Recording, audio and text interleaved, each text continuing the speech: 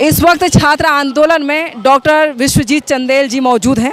मैं उनसे पहला सवाल यही पूछूंगी, टीआरई का एग्ज़ाम, टीआरई 4 का एग्ज़ाम 2024 में होना था, वो 2026 में नोटिफिकेशन आती है, वो भी कब, जब आंदोलन की शुरुआत होती है। सरकार ऐसा क्यों कर रही है? देखिए, मूलतः टीआरई 1, 2, 3 जो भी परीक्षाएं हुई, तो इतना हड़बड़ाहट में ये परीक्षाएं हुई जिसके कारण 1.25 लाख शिक्षक जो स्वीकृत पद था उससे अधिक बहाल हो गए। सबसे बड़ी बात, मैं आपको इम्पोर्टेंट बात बताता हूँ। और उसी के चलते प्रत्येक स्कूल में सरप्लस शिक्षक हो गए हैं जिनका ट्रांसफ़र हो रहा है। अभी चूँकि ये आंदोलन वगैरह जो राजनीतिक दबाव होते हैं उसके कारण मुझे जहाँ तक लगता है कि ये सीट तो वैकेंसी तो निकाल ली गई, लेकिन किसी भी व्यवस्था को सुधार करने के लिए जब हड़बड़ाहट में कोई काम होगा तो वो समस्या उत्पन्न करेगी। जो समस्या आप लोग देख रही हैं कि जिनको परीक्षा देना है वे लोग आंदोलन पर उतारू हो गए हैं, जिन्हें पढ़ना चाहिए वह अभी आंदोलन कर रहे हैं। तो हमें जहाँ तक लगता है कि नीति बनाने थोड़ा सा और, इतना लेट था तो थोड़ा सा और समय लेके पहले सीट तो उतना पद सृजित कर देते। अभी ठीक है, 32,000 पहले से 1,32,000 ऑलरेडी सरप्लस है, और ये 32,000 कहाँ जाएंगे और बिना पद की ये नियुक्तियाँ होंगी कैसे? ये सबसे बड़ा सरस की बात है। ये जो मूल समस्या है यही है। बिहार में सबसे ज़्यादा जो रिक्त स्थान है, रिक्त पद है, वो एजुकेशन डिपार्टमेंट में है। एजुकेशन डिपार्टमेंट, अभी देखिए एजुकेशन डिपार्टमेंट में जो अभी आपको असिस्टेंट प्रोफेसर की बहाली जो अभी तत्काल हुई है एफटीएफ के माध्यम से, ये अभी देखिए वो भी छात्र पटना में आंदोलन कर रहे हैं। यह सबसे अचरज की बात है कि जो कानून बना, ये आपको और हमको समझना होगा कि कानून का निर्माण कैसे होता है। अभी देखिए विश्वविद्यालय पूरे भारत में आपको 2 तरह के विश्वविद्यालय हैं, सेंट्रल यूनिवर्सिटी और स्टेट यूनिवर्सिटी। और स्टेट में जैसे प्राइवेट यूनिवर्सिटी हो गए, प्राइवेट स्टेट यूनिवर्सिटी हो गया, या इग्नू हो गया, या नालंदा ओपन हो गया, इस तरह से केंद्रीय विश्वविद्यालय भी है। यानी 2 ही कल्चर है, स्टेट यूनिवर्सिटी का और सेंट्रल यूनिवर्सिटी का। और दोनों संचालित जो होते हैं वह कैसे होते हैं, यह सबसे बड़े। तो यह इसके लिए विश्वविद्यालय अनुदान आयोग है जो यूजीसी, जिसको शॉर्ट टर्म में कहते हैं यूजीसी के द्वारा संचालित होते हैं। और यह सुप्रीम कोर्ट, हाई कोर्ट से मान्यता प्राप्त है कि ये यूजीसी के द्वारा बनाए गए कानून को ही आप फॉलो कर सकते हैं विश्वविद्यालय में। अभी हो क्या रहा है कि आप 211 न्यूली कॉलेज खोल दिए आप केवल एग्जीक्यूटिव ऑर्डर से। सबसे बड़ा मामला है कि प्रखंड 211 प्रखंडों में जहां डिग्री महाविद्यालय नहीं थी वहां खोल दिए, और वो भी एग्जीक्यूटिव ऑर्डर से। लेकिन बिहार में जो जिस कानून से, जिस नियम से चलता है उसके लिए 2 कानून हैं, जो स्टेट यूनिवर्सिटी, बिहार विश्वविद्यालय अधिनियम 1976 और पटना विश्वविद्यालय अधिनियम 1976। और दोनों चूँकि हम और आप रोड के दाहिने साइड चलते हैं, बाएं साइड चलते हैं, तो एक नियम बनाए हैं ना, तो उसी तरह विश्वविद्यालय को चलाने के लिए 2 अधिनियम हैं। और उस अधिनियम का धजिया उड़ा दिए।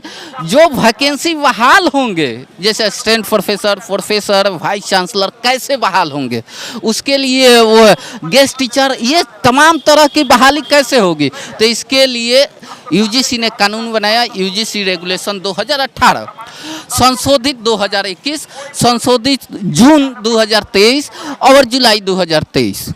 उसमें क्या हुआ कि बिहार में जब हड़बड़ाहट में 3 सदस्यीय कमेटी, जो बिहार के कुलाधिपति हैं, यानी जिन्हें हम चांसलर कहते हैं और आम भाषा में जिसे हम राज्यपाल कहते हैं, तो विश्वविद्यालय उन्होंने कमेटी बनाई। ये तीनों लोग कौन हैं? ये तीनों लोग, इन कमेटी के जो मेंबर हैं वो केंद्रीय विश्वविद्यालय से हैं। और केंद्रीय विश्वविद्यालय में जो बहाली होती है असिस्टेंट प्रोफेसर की, वह क्या होती है कि वो API स्कोर पर आधारित होता है, यानी यूजीसी रेगुलेशन को पूरी तरह से फॉलो करता है। आज जब बिहार में, चूँकि सबसे अचरज की बात है, ये तीनों लोगों ने जो कानून बनाया वही लोग स्टेट के बाहर के हैं। और स्टेट के बाहर है तो जब यहाँ कानून बनाए तो ऐसा कानून बना दिए, जैसे आप समझिए कि आप सीबीएसई से पढ़ी होंगी या बिहार बोर्ड से पढ़ी होंगी। जैसे मैं बिहार बोर्ड से पढ़ा हूँ, आप सीबीएसई से पढ़ी हैं, तो ये क्या है कि सीबीएसई के 10th और आपको इंटरमीडिएट का जो मार्क्स कॉपी मूल्यांकन की जो प्रक्रिया है वो थोड़ा सा अलग है। देखिएगा कि बिहार बोर्ड में बहुत कम मार्क्स मिलता है, सीबीएसई में ज़्यादा मिलता है, इंटरमीडिएट में भी यही दशा है। लेकिन यूजीसी ने एक मानक तय किया है, आपको वो मानक क्या है कि यूजी और पीजी के मार्क्स पर ही आपके एपीआई स्कोर पर नंबर मिलेंगे। पीएचडी के ये तो आपने पूरे क्राइटेरिया बता दिया, एक्सप्लेन कर दिया, लेकिन इस आंदोलन का क्या होगा? अभी देखिए आंदोलन जो होता है ना, जो संघर्ष करता है ना, एक बात मतलब कोई इस देश में या वर्ल्ड में कोई ऐसा बाप पैदा नहीं लिया कि जो संघर्ष के कोख से फ़ायदा लिया हुआ कोई चीज़ हो वह किसी के बेटा ने रोक दे। तो संघर्ष करने वाले को इतना ज़्यादा नहीं सोचना चाहिए क्या होगा क्या नहीं होगा। संघर्ष के पथ पर अग्रसर रहें, रिजल्ट जो होने वाला होगा वो होगा। अगर सरकार आसानी से नहीं मानती है आंदोलन के ज़रिए, तो इन लोगों को क्या करना चाहिए?